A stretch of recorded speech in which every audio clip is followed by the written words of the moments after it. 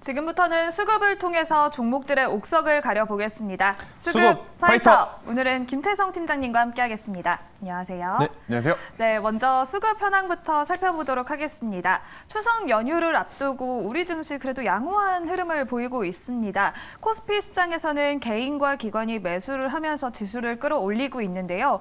외국인은 4,200억 원가량 매도를 보이고 있습니다. 코스닥 시장에서는 개인만 매도를 하고 있는데 1,600억 원가량 매도를 하고 있고요. 외국인과 기관은 매수세를 보이고 있습니다.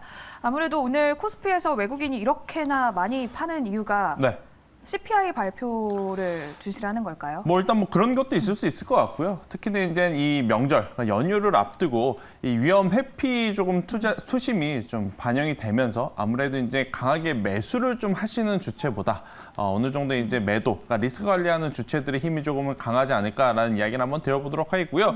오늘 선물 옵션 동시 만기일이기도 합니다. 사실 어제 미국 증시가 굉장히 강하게 반등이 나왔기 때문에 우리나라 증시 많은 분들이 또 기대를 하셨을 것 같은데 그 기대에 살짝 미치지 못하는 모습을 보였다 하더라도 저는 그래도 올라줘야 하는 위치에서 미국이 반등이 잘 나왔기 때문에 우리가 연휴를 잘 보내고 그리고 또 연휴 기간에 러시아 쪽에서 이제 악재 뉴스만 없다라고 하면 저는 기술적으로 우리나라 시장 다음 주에 추가적인 반등세를 한번 기대해 볼 수 있는 기간의 수급이 아니었나라는 의견 드려보도록 하겠습니다. 네, 이번 주 시장도 중요했지만 또 다음 주 시장이 더더욱 중요할 것으로 보이는데요. 현재 외국인과 기관이 주목을 하고 있는 종목도 살펴보도록 하겠습니다. 오늘 대우건설에도 또 이렇게 수급이 몰리고 있는 상황이고요. 또 대한광통신 5G 섹터에도 수급이 들어오고 있습니다. 또 후성에도 굉장한 매수세가 들어오고 있는데요. 아무래도 2차 전지와 반도체에 대한 좀 투심이 살아나고 있는 상황으로 보이고요. HMM은 저가 매수세가 들어오는 걸로 보이죠. 이렇게 또 외국인과 기관이 매수를 하고 있는 종목 중에서 우리는 어떤 종목에 주목을 하면 좋을지 옥석을 가려보도록 하겠습니다. 첫 번째 라운드 바로 시작해보도록 하겠습니다. 첫 번째 라운드 파이트! 네, 제로투세븐과 메디앙스가 만났습니다. 저출산 관련주로 육아용품 관련주로 볼 수 있을 것 같은데요. 아무래도 육아용품 관련주들 8월에 굉장히 뛰어 올랐습니다. 그 이유가 서울시에서 이제 17조 원 규모죠. 엄청난 금액의 육아 정책을 발표를 했는데 그때 아가방 컴퍼니는 상한가를 찍기도 했었어요. 근데 이제 제로투세븐과 메디앙스 이렇게 종목명만 보면 조금 생소하실 분들이 있으실 것 같은데 또 B&B와 또 하나가 있잖아요. 제가 엄마가 아니어서 잘 모르겠지만 삼성출판사라는 기업도 있을 수 있을 것 같고요. 아가방 컴퍼니, 메디앙스, 손오공 이러한 기업 모두 이 저출산 관련주로 좀 엮을 수 있을 것 같은데 제가 오늘 이 저출산 관련주를 가지고 온 이유는 뭐냐면 지금 시장은요 그동안에 많이 소외받았던 하지만 꼭 시장에서 한번 핵심적으로 화두가 될 만한 재료를 가지고 있는 기업들의 최근에 순환매가 굉장히 빠르다라고 좀 말씀 한번 드리도록 하겠습니다. 이번 주 기준으로 봤을 때도 굉장히 테마적으로 움직임이 빨랐던 우리나라 증시예요. 여러분들도 아시다시피 포르쉐 관련 테마가 하나가 생겼고요. 또 이제 애플페이 관련한 테마도 생겼고 그리고 지금 저출산 관련 테마는 충분히 저는 움직일 수 있는 힘을 가지고 있다라는 이야기를 한번 드리고 싶어요. 결국 우리가 지금 참여하고 있는 주식시장 그리고 여러분들이 또 관심 있는 부동산 시장 결국 인구가 많아야지 앞으로도 계속 커지고 매매가 활발해지고 더 좋아지는 것을 뜻하잖아요. 그렇기 때문에 사실은 환경 문제도 좋고 여러 가지 정책들도 좋은데 저는 저출산 문제야말로 우리가 정말 관심 있게 보고 해결해야 되는 그러한 상황이 아닐까라는 생각이 들고 그러한 뉴스들이 나오게 된다면 사실 이 저출산 관련주들은 굉장히 변동성이 좋습니다. 변동성이 좋다라는 것은 개인 투자자분들이 당연히 관심을 가지실 만한 대목이기 때문에 그럼 저출산 관련 종목들 중에 어떠한 종목을 매수를 하는 게 좋을까 여러분들이 좀 궁금해하실 것 같아요. 그래서 제로투세븐, 메디앙스 한번 이야기 드려보도록 하겠습니다. 네, 아무래도 정부 정책과 이슈에 민감한 섹터로 볼 수 있을 것 같은데요. 이 두 종목 중에서는 어떤 종목을 더 매력적으로 보고 계실지 첫 번째 라운드의 승자 바로 공개해보도록 하겠습니다. 네, 첫 번째 라운드의 승자는 제로투세븐을 꼽아주셨는데요. 제로투세븐이 의류 브랜드도 있었는데 좀 매출이 저조해요. 그리고 또 궁중비책이라는 또 브랜드가 있는데 그거는 또 잘 팔리죠. 지금 궁중비책은 이제 아기들이나 좀 민감한 피부들을 위한 스킨케어 브랜드인데 저도 들어봤거든요. 아토피성 피부에 이제 굉장히 효과가 있다라고 알려져 있기 때문에 굉장히 판매고가 높은데 사실 이제 저출산 관련 기업들 다수가 좋은 실적을 내기가 참 어려운 지금 상황이잖아요. 아이가 있어야 뭐 옷을 팔고 제품을 팔고 뭐 여러 가지를 팔면서 기업의 이윤을 좀 취할 수 있는데 아무래도 이 신생아수, 아이수가 이제 적다 보니까 이 저출산 관련주들이 실적을 내기가 참 어려웠습니다. 그런데 그 중에서 2분기 기준으로 봤을 때 실적의 회복세가 난 기업이 제로투세븐이다라고 좀 보시면 될 것 같아요. 그래서 이제 제로투세븐에 제가 이제 더 관심을 가져보자라는 이야기를 드리고 싶은 거고요. 그리고 이제 제로투세븐 방금 앵커님께서 이야기 주셨다시피 패션 쪽에서는 실적이 굉장히 저조합니다. 하지만 궁중비책이라고 하는 이 화장품 쪽에서는 굉장히 좋은 성과를 냈고 이 또 기업 입장에서 굉장히 좋은 혹은 공격적인 혹은 이번에 위기를 좀 기회로 삼을 만한 선택을 하나 했습니다. 그게 뭐냐면 패션 사업부를 아예 종료시켜버렸어요. 우리가 1년 전으로 한번 돌아가서 생각을 해봤을 때 LG전자가 굉장히 좋은 주가의 시세를 냈을 때 무슨 이슈가 있었냐면 돈 안 되는 MC 사업부를 접었을 때 굉장히 강한 실적의 개선세 그리고 주가가 상승하는 모습을 보였거든요. 그 기준으로 본다면 제로투세븐도 그동안에 계속해서 적자를 면치 못했던 패션 사업부를 종료함으로써 앞으로 화장품 산업 쪽에 집중을 하게 된다면 국내에서도 굉장히 잘 팔리고 있고요. 지금 중국 내에서도 굉장히 잘 팔리고 있는 그러한 제품이기에 실적적으로도 그리고 정책적으로도 모멘텀 플레이를 할 수 있을 만한 기업이기에 저는 제로투세븐 여러분들이 한번 관심 있게 보시는 것도 굉장히 좋지 않을까라는 의견 한번 드려보도록 하겠습니다. 네, 제로투세븐은 정책과 관련해서도 실적까지 양호한 회복세를 보이고 있기 때문에 첫 번째 라운드의 승자로 꼽아주셨는데요. 그렇다면 제로투세븐의 목표가와 손절가 어느 정도로 볼까요? 네, 일단 뭐 최근에 대량 거래량이 들어왔습니다. 대량 거래량이 들어오면서 굉장히 강한 모습을 보인 이후에 주가의 조정은 있었지만 거래량이 나가지 않았어요. 그렇다라는 것은 이 제로투세븐의 앞으로 주가가 지금보다 더 높이 올라갈 것을 기대하는 투자자들이 더 많다 이렇게 좀 해석을 할 수가 있을 것 같은데요. 저는 오늘 종가에 관심 있게 한번 보시는 분들은 매수를 하셔도 괜찮지 않을까. 사실 오늘 시초만 하더라도 굉장히 위험했을 자리입니다. 오늘 시초에서 만약 더 밀려 내려갔다면 투심이 급격히 위축이 될 수 있었던 자리에서의 강한 반등세가 나왔던 상황이기에 저는 종가에 매수하신 분들은 12,000원이라는 목표가를 한번 잡아보시는 게 좋을 것 같다 이야기를 드려보도록 하겠고요.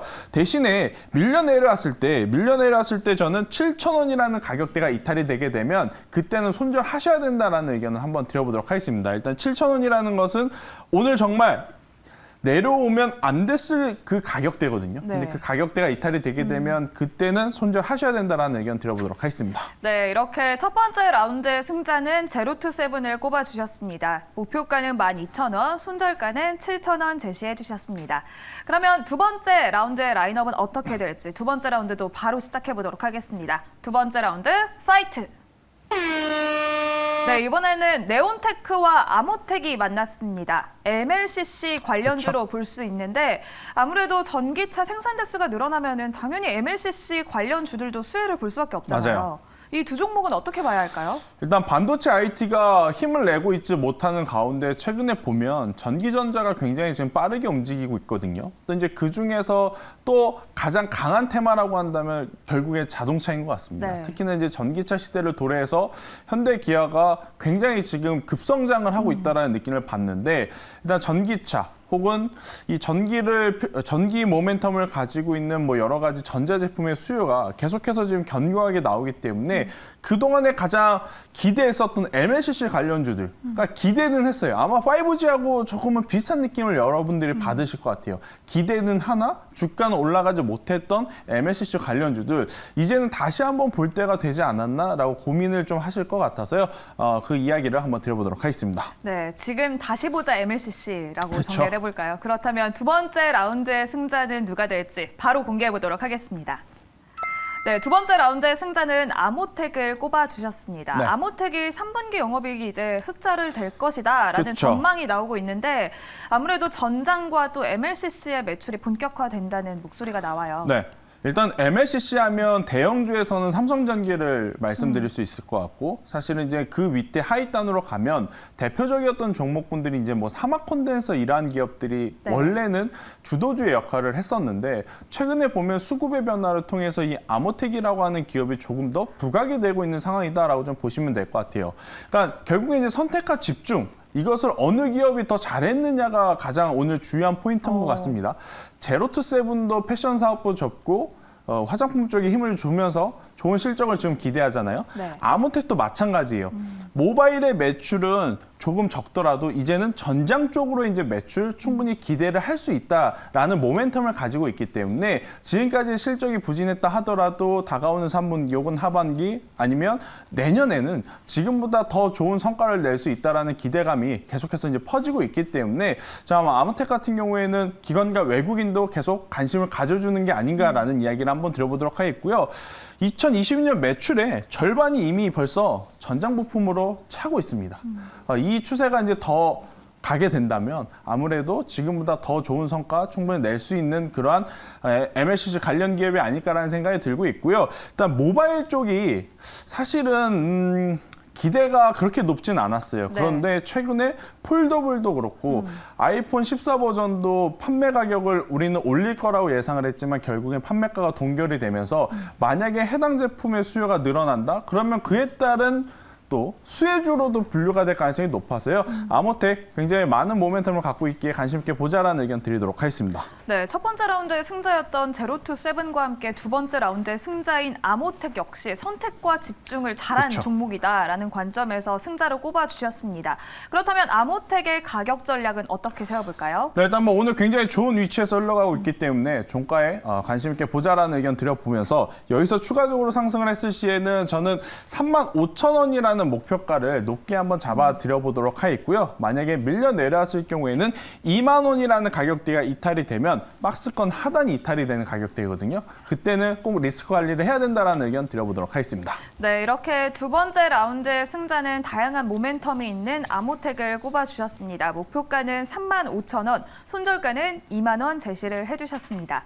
그러면 오늘 오후장에서 우리가 주목하면 좋을 만한 김태성 팀장님의 픽 종목은 무엇일지 바로 공개해 보도록 하겠습니다.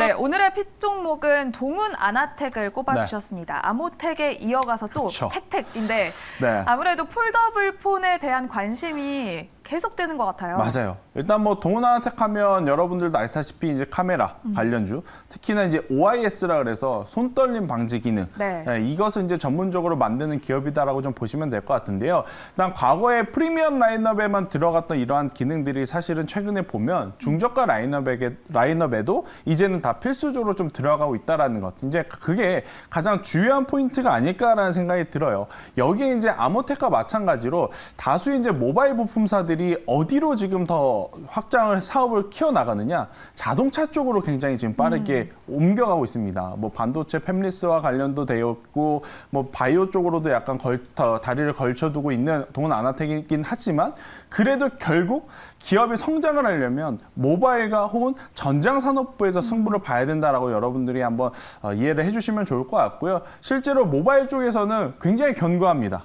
견고하고 기술력을 가지고 있는 기업이기 때문에 그것을 바탕으로 전장 사업 부분에서도 앞으로 성과를 낸다면 저는 주가가 이제 신고가를 한번 노려봐도 괜찮지 않을까라는 전략을 한번 드려보도록 하겠습니다. 네, 모바일에서 쌓아온 기술력으로 이제는 전장까지 나아가고 있는 동훈 아나텍입니다. 네. 그러면 동훈 아나텍은 목표가를 어느 정도로 잡아볼까요? 네, 일단 동훈 아나텍 같은 경우에는 계속해서 지금 추세가 이어지고 있어요. 네. 최근에 조금 흔들리는 모습을 보이긴 했지만 그래도 다시 잡아주면서 올라가고 있기 때문에 저는 종가에 관심 있게 보신 분들은 종가에 공략을 해보시는 게 좋을 것 같고요.